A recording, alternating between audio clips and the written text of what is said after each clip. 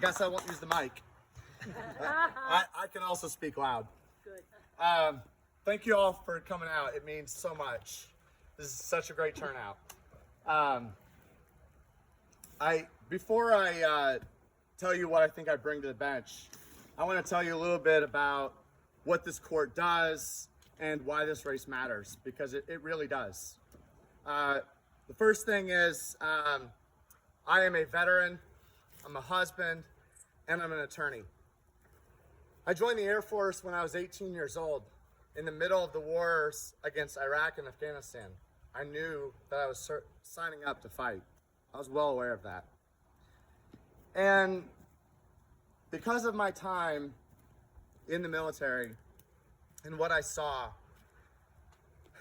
I saw what happens when the rule of law collapses in places like Iraq and Afghanistan. When power replaces principle, the rule of law collapses, and that's how democracies fall. And so I took that and I wanted to continue my public service because public service is super important to me. And so I decided I would come back to the US and I would dedicate my life to protecting the Constitution here at home. And that's what I've done. My wife Beth and I, we live in Buda, and we've seen how quickly this county has grown and how its needs are evolving so quickly. And yet, our county is such a big county, and yet we still act as though we are a small rural county from over a decade ago. And it's time to catch up. And it's time to adjust to our new reality. And our courts are one of the huge parts of that. Our jails are overflowing. Our courts are overwhelmed. And we are spending millions upon millions of dollars housing prisoners and inmates in other counties. Other counties. And that's money that should be spent elsewhere. Every corner of our community needs to be served, not just the connected few. So, what does County Court at Law Number 2 do? Well, it's a court where thousands of people every year come through. This case handles criminal misdemeanor cases. It handles juvenile cases. It handles the Veterans Court, and it handles some civil matters. There are a couple things that you need to know about that. These are people who are coming through who are overwhelmed at times. It's a system that is often very difficult to navigate. And they're looking oftentimes just to be heard. It's the people's court. And they deserve to be treated with dignity and respect.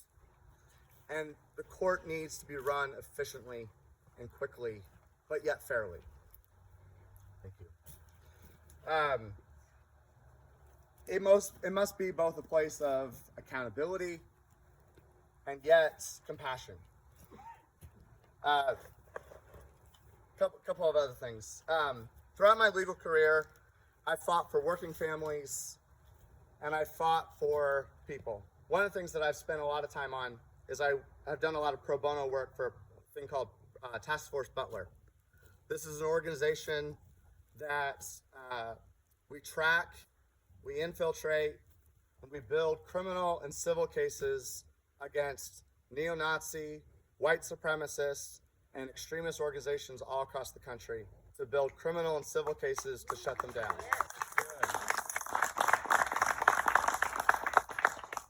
I've also, as previously mentioned, taken on the tough fights. I took out an elected public official, an incompetent one who was not doing their job,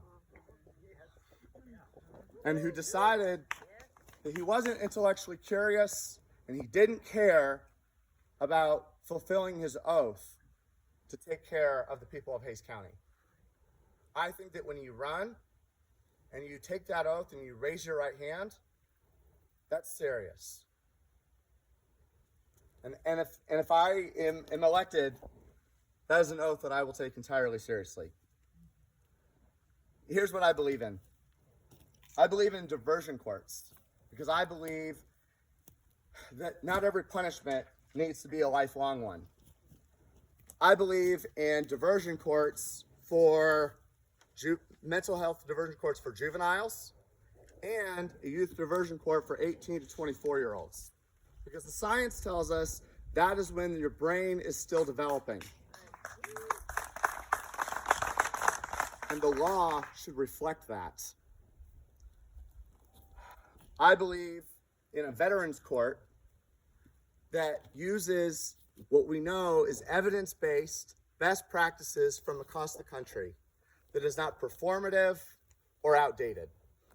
I myself am a veteran, and that would be the privilege of a lifetime to be able to administer that court and take care of my fellow veterans, hold them accountable, and yet take care of them. I want to see them do better. I want to see them return to the community and wrestle their demons and come out the better for it. These are my brothers and sisters, and I care.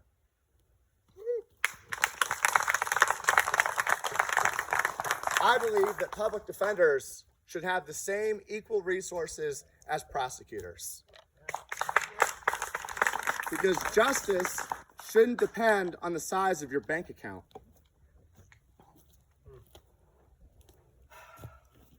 I believe that being poor shouldn't be a crime.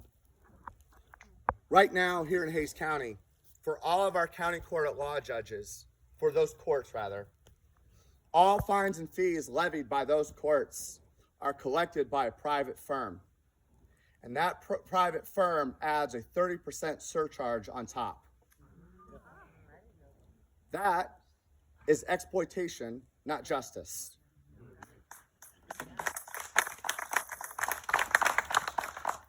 I believe that everyone who walks into a court should be treated with dignity and respect. I don't care if you're a victim, you're a defendant, you're a family member, or you're just trying to navigate a system that all too often feels stacked against you. I believe that our courthouse should have a Spanish translator on the premises at all times. Because justice should speak the language of every language spoken in our community. I believe that the court can be the great equalizer. I believe that public service is a calling, not a career move. The last thing I want to talk about is when I was 18, I enlisted in the Air Force, and I swore an oath to uphold and defend the Constitution. I took a similar oath, but the same effect, to uphold and defend the Constitution when I became an attorney. I will take that similar oath again to uphold and defend the Constitution when I become your next judge. But that first oath never went away, even though I took off the uniform. And I think that kind of principle and that kind of loyalty right now is more important than ever. Because as Johnny talked about earlier, across our country, what we are seeing is the wholesale rejection of the rule of law. We are seeing the judiciary under attack. We are seeing people, elected officials, powerful people, say that the rules do not apply to them and try to run over the courts because they have powerful friends. I promise you, I will not allow that to happen in my courtroom.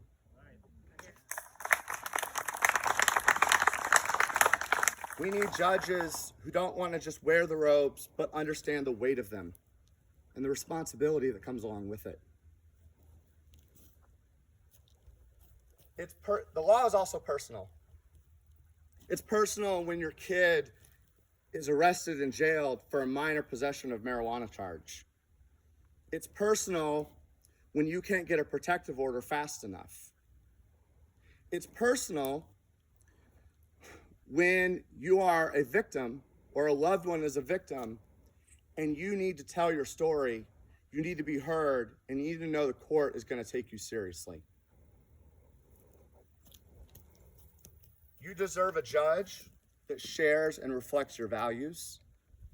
You deserve a judge that shows up not just in the courtroom, but also in the community, that is also one of you, that doesn't just get elected and then disappear for 4 years and show up again to get your vote. That will not be me. So who are you running against then? I'm running against the last Republican on the bench.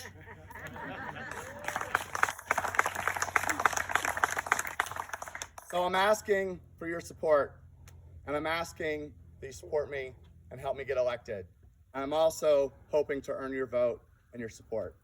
Thank you so much.